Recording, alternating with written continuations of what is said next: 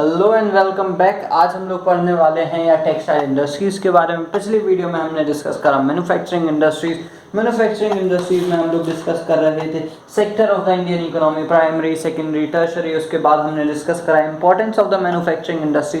Then we will discuss about the classification of the industries, industrial location, कहाँ पे industry लगानी चाहिए। अब हमारा फिर हमने टाइप्स ऑफ इंडस्ट्रीज के बारे में पढ़ा, रॉ मटेरियल के बेसिस पे है, वेट के बेसिस पे, सारी चीजें हमने डिस्कस करी। आज हम लोग पढ़ने वाले हैं टेक्सटाइल इंडस्ट्री। आज का टॉपिक छोटा होगा, फिर देन वी विल जो बड़ा टॉपिक है कॉटन टेक्सटाइल, हम लोग उसको एक बार में कवर करेंगे क्योंकि वो एक फ्लो में चलना चाहिए। तो आज हम लोग सिर्फ इसको पढ़ा के ख़त्म कर देंगे क्योंकि यार मेरी हालत भी समझो 2 बज रहा है रात का, खा लोगे रात ही वीडियो बना सकता हूँ।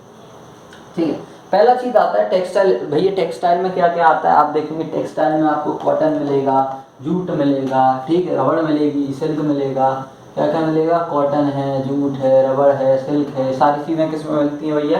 टेक्सटाइल इंडस्ट्रीज में आपको देखने को मिलती हैं। संग में आप देखेंगे टेक्सटाइल इंडस्ट्रीज का कंट्रीब्यूशन, मतलब मान के चलो अगर इस इंडिया में अगर टोटल इंडस्ट्रीज 100 किलो चीज़ें बनाती हैं तो उसमें से 14 किलो चीज़ें कौन बना, मतलब 14% ऑफ द कंट्रीब्यूशन किसका रहता है? टेक्सटाइल इंडस्ट्रीज का रहता है। तो क्लैप फॉर देम यार, बहुत बड़ा कंट्रीब्यूशन है।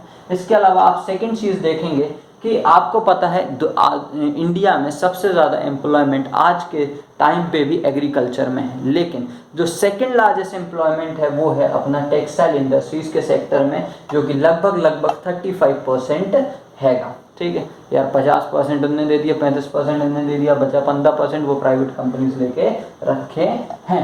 इसके बाद आता है आप देखेंगे फॉरेन एक्सचेंज, मतलब इंपोर्ट एक्सपोर्ट। इसमें भी ये बहुत ही ज़्यादा प्रभावशाली है। एक्सपोर्ट होता है बहुत ज़्यादा, 24.6% एक्सपोर्ट करता है टेक्सटाइल इंडस्ट्रीज। मतलब टोटल एक्सपोर्ट जो भारत से होगा उसका 24.6% कौन करेगा? टेक्सटाइल इंडस्ट्रीज करेंगी। संग में भैया इतना सब कुछ कर रही है तो नॉर्मल सी बात है भैया, देश के ग्रोथ में हाथ ना बटाए ऐसा नहीं हो सकता। तो 4% जीडीपी में भी इसका हाथ रहता है, जिसमें आप देखेंगे 4% जीडीपी में जीडीपी क्या होता है? ग्रोथ डेवलपमेंट, ठीक, मतलब एक देश का ग्रोथ रेट आप मान के चल सकते हो। तो 4% उसमें भी हिस्सेदारी इसकी रहती है। और मेन खास बात है कि मोदी जी कहते हैं आत्मनिर्भर बनो, अपनी चीज़ों को इस्तेमाल करो। हाथ जोड़ के मोदी जी कहते हैं भाइयों बहनों आत्मनिर्भर बनेगा भारत। ठीक ठीक है, तो क्या हो गया? सेल्फ रिलायंट होता है। क्या होता है भैया?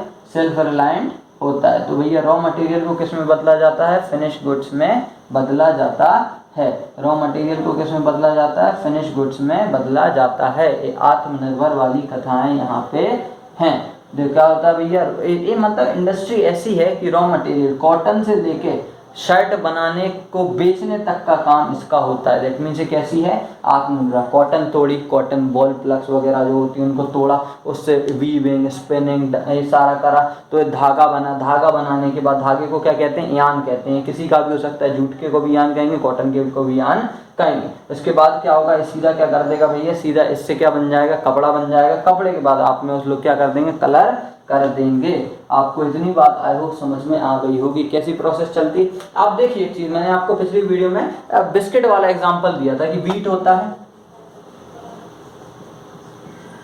इसको फ्लोर में करेंगे तो प्राइस ऐड होगी। इसके बाद इससे हम लोग बिस्किट बनाएंगे तो और भी क्या होगी? प्राइस ऐड होगी। ऐसे ही सेम कॉटन से यान बनाओगे तो प्राइस ऐड होगी, यान से क्लॉथ जाओगे तो प्राइस ऐड होगी, और क्लॉथ को डाई कराओगे तो प्राइस ऐड होगी, और बेचोगे तो और भी प्राइस ऐड होगी। दैट मीन्स बेनिफिट है, जितना ज़्यादा हम उस चीज़ को फिनिश गुड्स में बना के बेचें उतना ज़्यादा हमारे देश के लिए, हमारी जीडीपी के लिए, हमारी ग्रोथ के लिए उतना ज़्यादा ये चीज़ें ज़रूरी हैं। तो आप देखेंगे जो टेक्सटाइल इंडस्ट्रीज़ हैं वो कितनी ज़्यादा प्रभावशाली होती हैं। और हम लोग क्या करते हैं, ज़्यादातर कॉटन, रॉ कॉटन बेच देते हैं दूसरे देशों को, दूसरे देश हमको उसकी फिनिश क्वालिटी बना के महंगे दामों पे देते हैं। तो इससे अच्छा है कि हम लोग खुद का ही फिनिश गुड्स बनाएं और सीधा जाके क्या करते हैं, उन्हें मतलब पूरा बेचें, तो हमको इससे और ज़्यादा बेनिफिट या फ़ायदा हो सकता है। आई होप आपको ये सारी चीज़ें क्लियर हो चुकी होंगी। In the next video we will discuss about the textile industries.